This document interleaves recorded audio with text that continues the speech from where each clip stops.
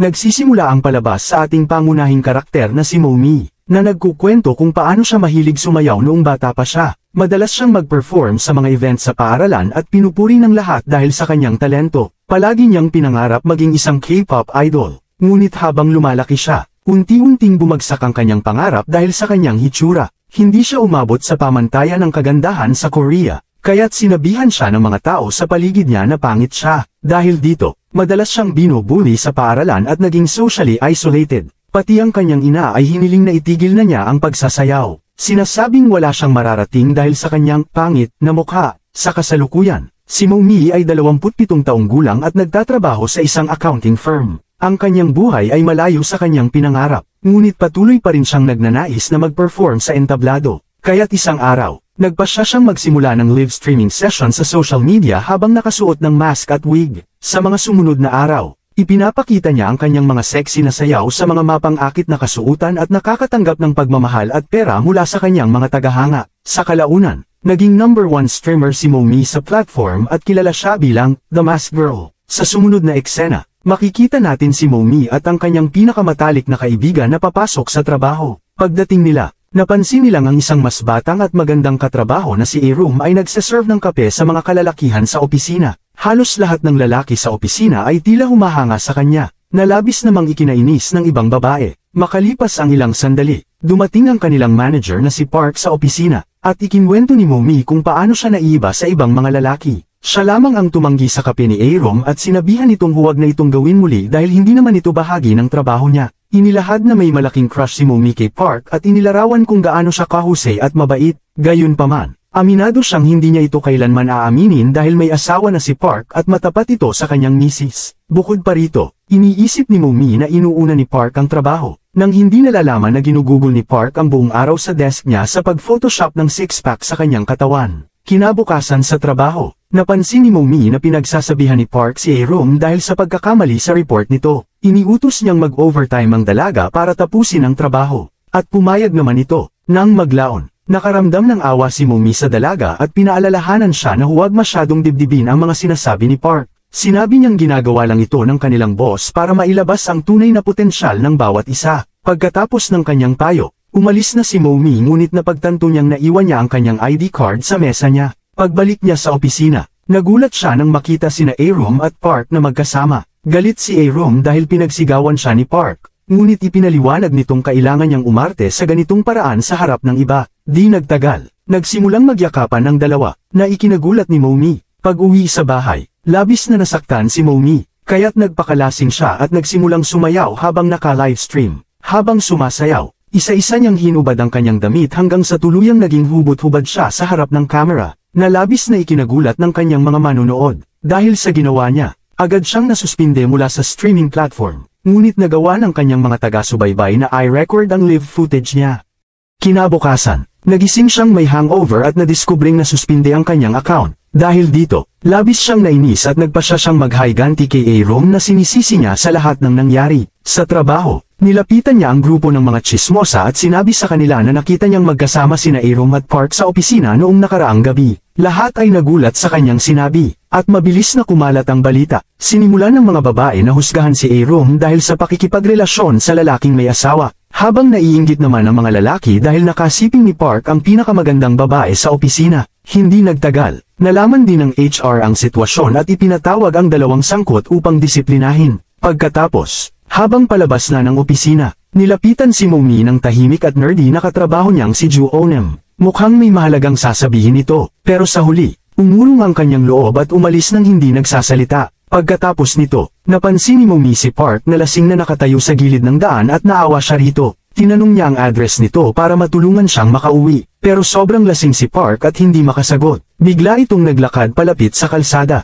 na nagdulot ng panganib sa kanyang buhay, kaya't mabilis siyang pinigilan ni Momi. Dahil wala nang ibang opsyon, dinala niya si Park sa isang malapit na motel, kung saan agad itong nakatulog sa kama. Tinanggal ni Momi ang mga damit nito at humiga rin sa tabi, pero hindi siya gumawa ng anumang masama. Kinabukasan, paggising ni Park, laking gulat niya nang makita ang sarili na nasa iisang kama kasama si Momi, at parehong nakahubad ng kalahati ang dalawa. Labis itong natakot, kaya palihim siyang umalis nang hindi ginaisang si Momi. Pagdating ni Momi sa opisina, nalaman niyang nag-resign na si Park at na-transfer naman si Arom sa ibang branch. Labis siyang nalungkot dahil hindi na niya makikita ang kanyang crush mula ngayon. Makaraan, habang abala sa trabaho si Momi, napansin niya ang isang email mula sa isang anonymous na sender. May kalakip na nude picture niya bilang The Masked Girl ang email, kasama ang mga salitang, "Alam ko kung sino ka." Labis itong ikinatakot ni Momi at nag-alala siyang baka natuklasan na ang kanyang pagkakakilanlan. Pag-uwi ni Momi, sinubukan niyang buksan ang kanyang streaming account, pero nakasuspend pa rin ito. Gamit ang private chat function, natuklasan niya ang isang mensahe mula sa isang gumagamit na tinatawag na Once Upon a Prince, na nagsasabing siya ang pinakamalaking tagahanga ni Momi. Sinabi ni Momi sa kanya na titigil na siya sa pag-stream dahil wala namang nagmamahal sa kanya.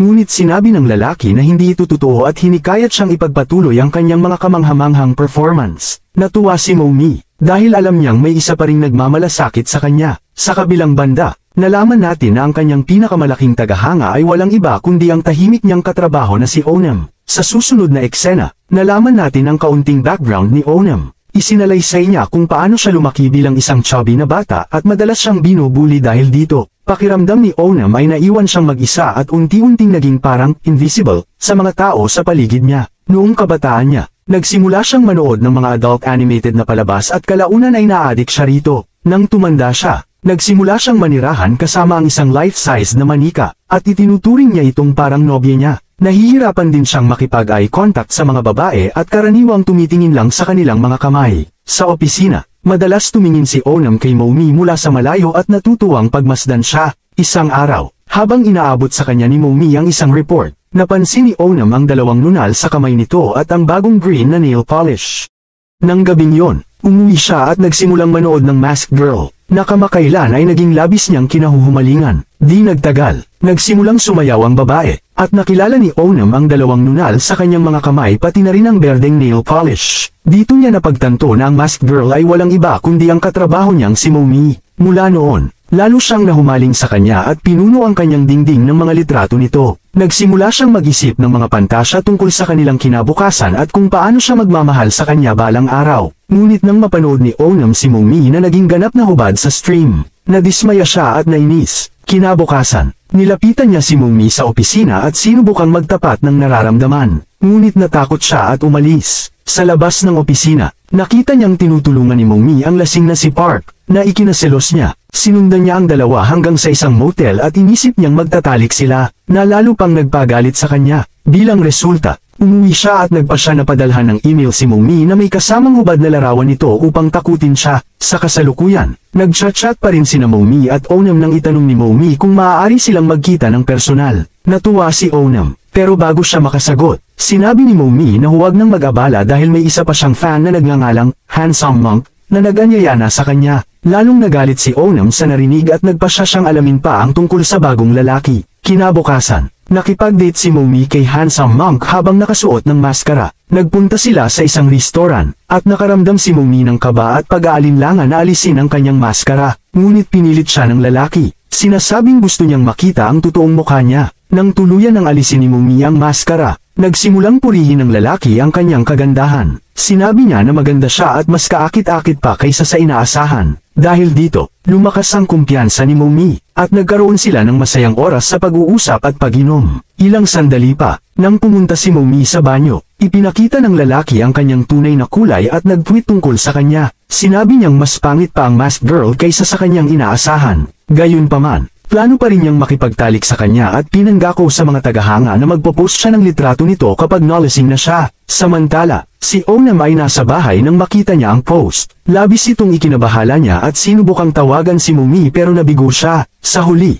nagpunta siya sa lugar kung saan sa tingin niya naroon si Momi at nagsimulang maghanap sa kanya. Sa kabilang dako, hinikayat ni Handsome Monk si Momi na pumunta sa isang motel sa ilalim ng dahilan na magpatuloy ng pag-uusap ng pribado. Tumanggi si Momi sa una, ngunit dahil nagpumilit ang lalaki, pumayag din siya. Pagdating nila sa silid ng motel, agad na nagtangkang gumalaw ang lalaki kay Momi. Tumanggi si Momi, sinasabing wala siyang intensyong makipagtalik, ngunit ikinagalit lamang ito ng lalaki. Sinabi niyang dapat sana sinabi ito ni Momi bago niya sayangin ang oras at pera niya. Sa narinig, labis na nasaktan si Momi at inabutan siya ng pera bago subukang umalis. Ngunit muli siyang hinawakan ng lalaki at tinangkang pilitin, na nauwi sa isang pag-aaway sa pagitan nila. Sa kanilang pagtatalo, Aksidenteng napabalot sa kumot ang lalaki at nabangga ang kanyang ulo sa marmol na counter. Damyugaw siya ng husto, at labis na natakot si Momi sa nakita. Sinubukan niyang tawagan ng pulis gamit ang kanyang telepono pero napansin niya ang ilang missed calls at texts mula kay Onem. Dahil sa desperasyon, tinawagan niya ito at ibinigay ang kanyang address. Sinasabing nasa panganib siya. Di nagtagal, dumating si Onem sa motel at nagulat sa nakitang lalaki na nakahandusay sa sahig at duguan. Pareho silang naniniwalang patay na ang lalaki, at iminungkahi ni Momi na tumawag na sa pulis at aminin ang lahat. Ngunit iginiit ni Onem na maaaring makulong siya dahil sa pagpatay dahil dumating siya sa motel ng kusa. Hinikayat niya itong umuwi at nangakong siya na ang bahala sa sitwasyon. Nagulat si Momi at naisip kung bakit siya tutulungan ni Onem ng ganito. Nagatubili siyang umuwi sa una, ngunit sa huli ay sumunod din siya sa sinabi nito. Pag-alis ni Momi, sinubukan ni Onem na gupitin ang damit ng lalaki para maitago ang katawan. Sa gulat niya, biglang nagising ang lalaki, na nagpapakita na buhay pa pala ito, ngunit sinaksak siya ni Onem ng paulit-ulit sa tiyan, at tuluyan na siyang pinatay. Kinabukasan, pagdating ni Onem sa opisina, nalaman niyang nag-resign si Momi sa trabaho. Labis siyang nalungkot dahil napagtanto niyang hindi na niya ito makikita. Nilapitan niya ang HR manager at humingi ng address ni Momi. Kunwari kailangan niyang kunin ang ilang dokumento mula sa kanya. Walang pagdududa ang manager kaya ibinigay nito ang address sa kanya. Pagkatapos ng trabaho, pumunta si Onem sa bahay ni Momi, dala ang ilang gamit nito at kumatok sa pinto. Ngunit nang hindi ito sumagot, iniwan niya ang mga gamit sa labas ng pinto at umalis. Pag-uwi ni Onem, napansin niyang bumalik si Momi sa kanyang live stream. Ipinahayag nito na titigil na siya at magpe-perform ng huling sayaw para sa kanyang mga tagahanga. Nang marinig ito, natarante si Onem at agad na tumakbo pabalik sa bahay ni Momi. Sinimulan niyang katukin ang pinto ng malakas. Sinasabing alam niyang nasa loob ito. Wala nang magawa ang nakamaskarang si Momi kundi pagbuksan siya ng pinto. Pagpasok, ipinahayag ni Momi ang pagkakonsensya sa nangyari sa lalaking yon. Ngunit sinabi ni Onem na huwag na siyang mag-alala dahil parang ipis lang ang lalaki. Subalit, malamig na sagot ni Momi na hindi rin naman siya naiiba rito, dahil alam niya na siya ang nasa likod ng username na Once Upon a Prince. Sinabi ni Momi na nalito siya noong una pero kalaunan ay napagtanto niya ito dahil siya lang ang sinabihan niya tungkol sa date. Inakusahan niya si Onem na ipinadala ang mga hubad na larawan upang guluhin siya, pero ipinaliwanag ni Onem na nagselos lang siya nang makita itong kasama si Park at hindi niya napigilan ang sarili.